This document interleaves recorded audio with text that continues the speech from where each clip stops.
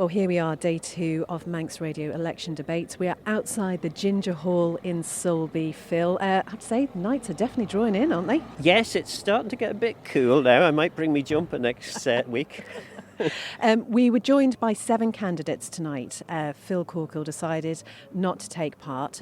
So we had Sos Basugu, Tim Baker, Alf Cannon, Tim Johnston, Duncan Livingston, Paul Wetherall and Madeleine Westall. We always know an hour with that many candidates is going to be tricky. You're trying to cover every subject. How do you think it went? Well, I think the candidates respected the fact that there wasn't that much time, which in itself was quite a useful thing. So we had lots of short answers. It's fair to say that, because I was taking notes throughout, Alf Cannon filled the space that I had allotted for him, whereas I don't think any of the other candidates did.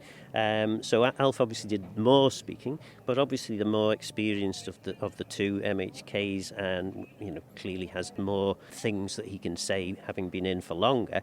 But I did think there were some very credible pretenders. I felt that Mr. Livingston obviously spoke from the heart, which was probably it's the first time we've heard that sort of politics really so far. That was quite interesting. Paul Wetherall, naturally enough, representing the Liberal Vannon Party, had some good answers available. Tim Johnston, of course, again, very competent, very capable.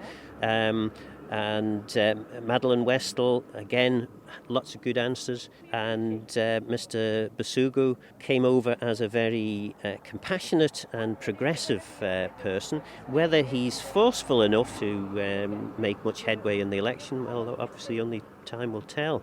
And it was a pretty packed venue for us this evening, and we talked about the fact that it really does seem that the people of Ayre and Michael truly care about their constituency. I mean, it covers such a wide span. There is so much to take in, really, and how do you nail down what is really important to the constituents of this area? And there were some great points there, actually, from Tim Johnston and Duncan Livingston in particular, making points about the need to represent the local people, that the north perhaps wasn't being as well catered for as perhaps it might be, but bearing in mind it's only got 2 MHKs for this area, 2 in Ramsey, so only 4 out of the 24 represent northern areas. But yeah, there were some good points there. Mrs. Westall also made some good, strong points on that. Obviously, the sitting candidates would say that they're representing their constituents anyway. But yeah, there was some excellent points. I think the issues are obviously different than we'll be hearing when we get to Douglas. Things like good public transport was certainly mentioned by Mr. Basugu. It was things like the rural economy mentioned by Tim Johnston, really important points for this area, and perhaps not getting the level of support that people in this area might hope for. And as last night when we were at the Viking, some great questions from the people who were there, and they actually provoked some quite thought-provoking and revealing answers, particularly the one about drugs.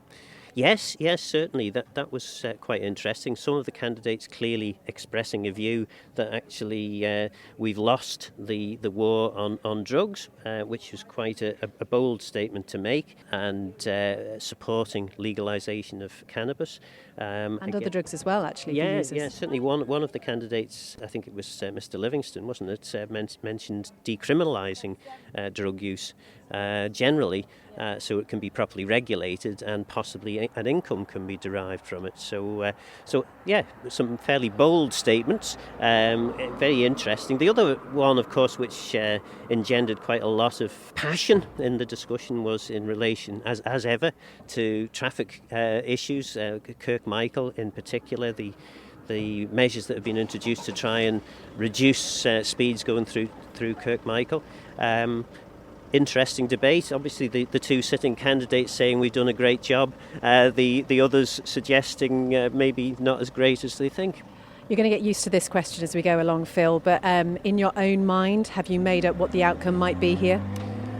I'm pretty confident of the outcome. Certainly one of the sitting MHKs gave a very, very credible performance tonight. The other did a pretty good job, but there are 3 or 4 good candidates nipping at his heels.